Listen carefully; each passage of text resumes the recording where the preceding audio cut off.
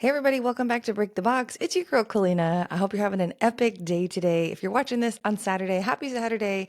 If you're watching this during your work week, whichever one, just I hope that you are finding some joy. I hope that you had some good coffee today. Listen, I have a quick, just few minutes. I want to just punch something that I hope is going to just hit your heart today. I woke up this morning and we just had a really cool, busy day, lots of stuff going on. And so I was praying and talking to the Lord.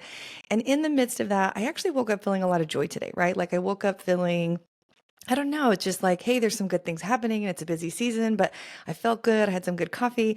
And then within about a few, maybe an hour or so of the day going by, it was like things just started shifting. And I could even tell my mood was shifting. And I got some phone calls and there was some, stressful things I got to handle. And before I knew it, I went from like, hey, I can't wait to kill the day to kind of feeling a little overwhelmed and just discouraged. And so I just want to take a couple minutes and just bring something real to you that I think a lot of you will probably be able to relate to.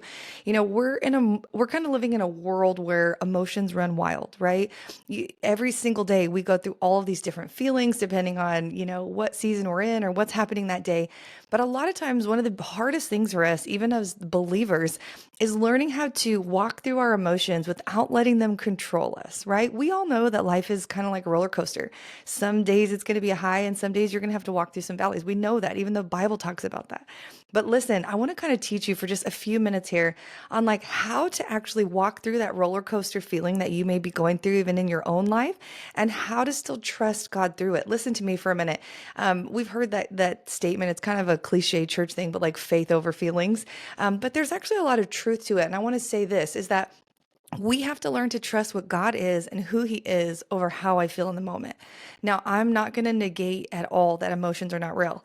Have you ever felt anxious? Have you ever felt stressed out? Have you ever felt nervous? Have you ever felt lonely? Have you ever felt depressed? Have you ever felt irritated? Have you ever felt angry? Those are all real feelings that we feel. We cannot pretend that just because we feel those, oh no, they're not there. No, they're there and you have to acknowledge them, right? But in those moments, is it not super difficult to push through and to still trust God when you're feeling those feelings? 100%.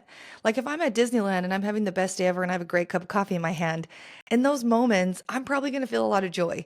But when I'm at work and I'm grinding, or I've had a tough phone call, or somebody in my family's irritating me, or something didn't go the way I planned, then some of those other emotions start to kick in. Or it's a holiday and you're by yourself and you're feeling lonely, or you're seeing things break through for other people, but for you, you're not getting the win yet, or someone else got the promotion or got the job and you didn't. That's when we have to kind of grip those emotions that we feel and kind of address them, but not allow them to run us. Now, hear me for a minute. Just because I feel angry doesn't mean I have to get all frustrated and over the top and take it out on everyone else around me.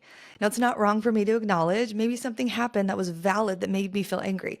But I got to take that anger and go, okay, God, let me talk this out with you. Let me kind of just take a couple minutes and figure out why I'm feeling the way that I'm feeling. And God, help me to process where this is coming from. It's not valid for us to just go, well, I have a right to feel angry. And so you come home and you just ravage everyone at your house and everyone's walking on eggshells and everyone knows you're angry because you're just like blazing through like a tornado. No. At some point, when we learn to trust God, this is what makes us different than the world. That's how everybody in the world acts. But when I trust God, I can say things like, I do feel angry or I do feel frustrated and I'm working through that, but I'm also not going to ravage everyone else. I'm not going to take it out on everyone else. I'm also going to figure out why I'm angry and I'm going to deal with it and kind of go to the root of those things. Hear me for a minute. We let our emotions run us. And so the enemy literally uses that as one of the biggest tools to ruin your life. Like you can have things going right. You can be making sacrifices and good decisions. And he will look for that one area, that one emotion that just triggers you in the wrong way. And if he can set you off, it'll take you down a whole other path where you go, but is God really good? And do I really believe what I believe? And is he really faithful if I'm feeling all these things? And you need to realize this, that God is bigger than your feelings. God is bigger than your emotions. Now, I'm not negating, again, that anxiety or depression or struggles or even the things that we go through that are difficult or not real. We have to honestly see those things and address them. But hear me for a minute. God is bigger than anxiety. God is bigger than depression. God is bigger than loneliness. God is bigger than discouragement. And so when I take my raw feelings to Jesus and go, hey, I feel these things, but I don't want to stay in those things, it allows my faith and my trust to build because I'm allowing him to help me process how to grow through them. I share this all the time on here. I went through seasons where I had to like pull away and kind of isolate a little bit and work through some of my own panic and anxieties and stresses. And in those moments, those feelings were real. Like there were times I was like, just stop, Kalina, just be over it already. And I couldn't because I had to constantly go, okay, where is it coming from? What is the issue? Come on, some of you, maybe if you're feeling the same feelings over and over and over and over and over and over and over and over and over, you need to stop and sit back and go, what do I need to do to change that? Where is that feeling coming from? Not just, I'm just going to trust God. I'm just going to trust God. I'm just going to trust God. Sometimes we throw out that blanket like a cover, like, I'm not going to address my feelings. I'm just going to trust God. Sometimes we need to address the issue and go, God, I do trust you. But listen to me for a minute. There's this verse. You've probably heard it before, but I'm going to tell it to you again just in case. 2 Corinthians 5:7. It says, for we live by faith, not by sight, which means we live by what we believe in Jesus, not just by what we see. When I was going through some of my struggles, I could not see the light at the end of the tunnel yet. I did not see the breakthrough happening. I did not see joy on the horizon. I just saw every single day like, oh, we still here again. But I had to keep choosing, God, my faith is bigger. I trust that even in this mess, I know that you're working through it. Even in the struggle bus that I'm feeling, I know you're doing something good. Listen, somebody's listening to this and you need to hear me say it again. God is working in the mess. He's working in the feelings. He's working in the stuff that's going on in your life. But the kicker here is that if we sit in that pool of feelings, if I blow up a little kid's pool, just envision with me for a minute. Ready? We're going to just blow up a little kid's pool and fill it up with water and put all of the emotions that you've been feeling lately in that pool. You can decide to sit there and to stay there and to be stuck, or you can decide to go, what are some things I need to take out of the pool? What are some things that don't belong with me? What are some things that are tainting my life? What are those issues that I need to work through? Now, again, because I feel something, let's say I feel super stressed out, right? I may be sitting in that pool going, I feel so stressed out. Okay, what do I need to rearrange in my life to be less stressed? What are things in my relationships that are not adding to my life that are causing more anxiety than peace? Come on, that's where you begin to make those adjustments. But the way that we do it, we walk our life by faith and not by sight, is I may not even see the answer to all of it, but I'm going to do my part and then I'm going to trust God to help me in the rest. God, I don't know why I'm so angry. God, I don't know why I'm so irritated all the time or I'm always getting set off. Okay, Holy Spirit, give me wisdom to see, is there some stuff I need to deal with? Do I need to go to therapy? Do I need to have some conversations with some of my small group leaders at church? Do I need to go to pastor and get some counseling? Like, what is it that's causing me to be so angry? Because I need to deal with this so I'm not sitting in those feelings. Now, you may not see the answer, but we can seek out the answers. And those answers are always found in Jesus. And the cool thing about Jesus is he gives us resources to help us. But hear me for a minute. You have got to recognize your emotions and learn to see if they're healthy and they're helping you and they're becoming things that are helping you to maybe just see things the way that you should, or if they're hindering you and weighing you down. Too many believers live their whole lives just sitting up in their feels all the time. And I'm the most emotional person. Like, if you know me, I'm a crier. If I'm happy, I'm happy. When I laugh, I do that big, ugly, like super obnoxious laugh. Like, I'm a very emotional person. But I've had to learn that I can't let my emotions define who I am. Listen, I can't even tell you. Let's keep it real here for a minute. I can't even tell you how many times I've woken up on a Sunday and I did not feel like going to church. Like I felt discouraged. I felt exhausted. My throat felt scratchy. I was tired and I could come up with a million reasons why I don't want to go. But then I have to stop and go, nope, this is a part of my daily life. I don't have to go to church, but it is a part of something that helps me continue to be the person I am. And I want to grow and I want to meet with Jesus and I want to lead people to him. I'm going to get up out of this bed. I'm going to put my feelings to the side right now and I'm going to go do what I need to do. And when I do that, something always shifts. I get to church and I'm like, it was the best day ever, right? But hear me for a minute. How many times, I want you to think about this, just apply this to yourself for a minute. I'm almost done. So just give me a couple more minutes. I want you to think for yourself for a minute.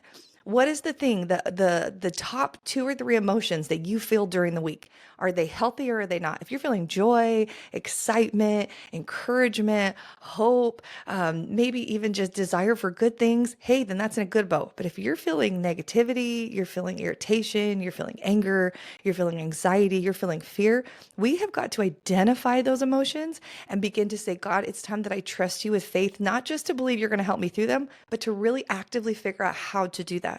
Because hear me for a minute, the enemy will always know how to hit you where it hurts. He plays the game so well. He knows, oh, all I got to do is make her feel fearful. All I got to do is tell him he's going to be stuck in that addiction forever. Oh, all I got to do is make him feel like no one's ever going to want to be with him. And he's just going to stay right there in that pool the whole time in those emotions. He knows our weak points. And what we have to do is go, God, even though I acknowledge my feelings in this moment, I'm going to trust that you're greater than I feel right now. I'm going to trust that you are higher and better and have a better plan for me than what I'm feeling right now. But I'm also not going to sit here and just be stuck. Come on for a minute. I want to just champion you to let your faith rise. Listen, sometimes we get so stuck in life thinking it's the worst thing ever. And then we don't even realize how blessed we even are. I mean, I'll keep it real. Even today, we had like a phone call that came in from a family member at our church who tragically lost one of their children, just tragically. And I mean, I went from like having the greatest day to like just the tears, because in a moment, you can go from like life feels great to like the most devastating thing happens. But even in those moments, one, it makes me go, man, I shouldn't be complaining so much about all the little things that I think go wrong in my day because I know what that feels like. Like we lost my brother at 18 years old in a tragic car accident. Anytime someone loses someone, like, woo, it hits my heartstrings, right? Because I'm like, oh, I remember, look, it's going to make me emotional. I remember the devastation of that. But even in those moments, I go, hey, I'm sure right now you're feeling angry and frustrated and sad and probably even feeling depressed or hopeless. But I'm going to speak faith into you that God's going to see through this valley. He saw me through it. He saw my family through it. He's going to help you see through it. This is devastating. And I know that this is so unfair, but God is going to be with you in it. And in those moments, it's okay to validate someone's feelings. You don't go, we don't cry and we just trust God and we just smile and let's go do a dance. You go, hey, all the things you're feeling are real right now. If I were you, when I was in a similar situation, I felt the same way. But I also want you to know that you're bigger than your feelings and God is going to show you that He's working even in the tragedy. Come on, somebody listening to this, I just want to pray this even over you today that if there's something that feels so heavy in your life, you feel like the relationship that you lost that was so disappointing, or you went through the divorce, or you've never had the relationship you wanted, or you've never got the job that you expected. Maybe you never had the parent that you thought you deserved and you probably did, or somebody didn't show up for you, or somebody betrayed you, whatever that thing is that feels so heavy in your life. While I want to validate your feelings and I want you to know that it's okay for you to feel them, I don't want you to stay there because when you let feelings and emotions run your life, they will ruin you. They will run you into a place of despair and you will feel stuck for the rest of your life. But when you can run to Jesus and go, hey, these are the real things I'm feeling, but I'm going to bring them to you and ask you to help me work through them, that's when our faith grows. Listen to me. Your faith does not grow in the happy, over the top moments. Your faith grows in those valleys. When it's just you and God, when you're going, God, I'm still here. God, I still messed up.